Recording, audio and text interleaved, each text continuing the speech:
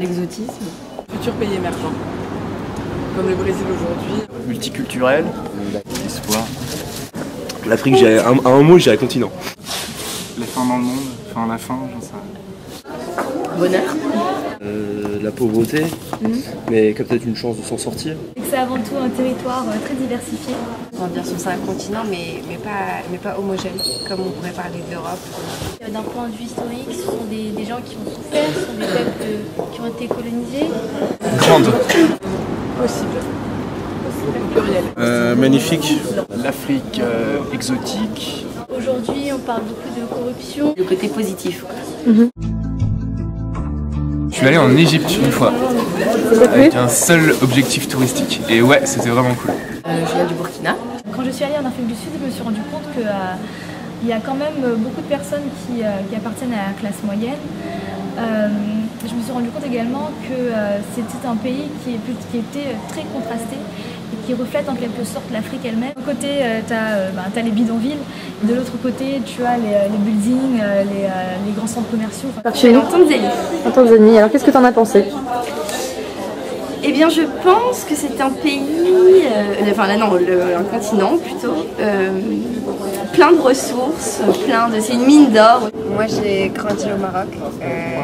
J'y ai passé 18 ans jusqu'à mon bac. Je dirais que dans le nord, révolution, et dans le centre et le sud, évolution. Révolution. Oui, je pense que c'est un continent qui va bouger. Après, ça serait bien d'abord que... Ouais, qu'il se calme un petit peu, quoi. Un pays qui a de l'avenir, mais avec beaucoup de travail sur un plan politique. Évolution pour moi, mais pas encore révolution. Je pense qu'elle est en révolution. Notamment au point de vue politique, ce qu'on peut voir comme le Ghana par exemple qui commence à mettre en place une démocratie qui fonctionne, et ce qu'on avait peu vu en Afrique auparavant. Révolution démographique parce que explosion démographique, et révolution aussi interne qu'on peut voir au Mali par exemple ou dans les pays du Maghreb. En révolution pour l'instant. Les Chinois y sont, il y a du potentiel. Je pense opportunité, mais il faudrait voir que l'Afrique réussisse à vaincre ses propres démons. Qui sont le manque, la corruption, le manque d'organisation et aussi peut-être le risque de se faire entièrement happer par la Chine. Ouais, c'était une histoire de révolution, mais Ça va. pas trop d'évolution. Opportunité.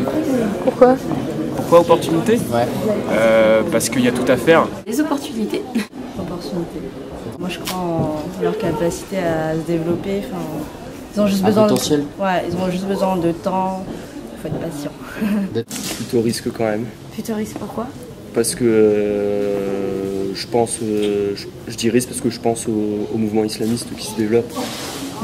Je pense par rapport à la France. Opportunité, potentiel, ça. Pour citer mon confrère Jacques Attali, je dirais que c'est une opportunité. Il ne faut pas avoir peur des risques, mais plutôt faut s'intéresser à ce que tu peux avoir. Et grâce à ça, tu pourras aller plus loin. Et non, je n'ai pas peur des risques. Non, ça reste une opportunité parce que c'est un beau continent. Après, j'irai pas vivre là-bas. Économiquement, je dirais opportunité par contre. Afrique du Sud. Déjà, dans Afrique du Sud, il y a Afrique. Je sais pas, mettons le Nigeria, l'Algérie. Et ensuite, les dernières années, l'Afrique du Sud a quand même été une des puissances les plus notables du continent africain. Afrique du Sud. Afrique du Sud. Ou alors Afrique du Nord, Maroc, Algérie, Tunisie, Maghreb. Non, plutôt pas vrai. Non, a priori, ça me tente pas. Momentanément, pas définitivement. Juste pour voir comment c'est la vie là-bas. Pourquoi pas, ouais. Oui. Moi, je pense que comme la majorité des Africains, je sais pas, mais des Maghrébins qui vont en France pour nos études, je pense qu'après les études, on compte quand même revenir au Maroc. Non, moi je dirais pas. Je ne passe pas par l'Afrique malheureusement. Du tout. Parce que je n'ai pas le temps. Mais l'Afrique, très clairement, ça fera partie d'un prochain voyage.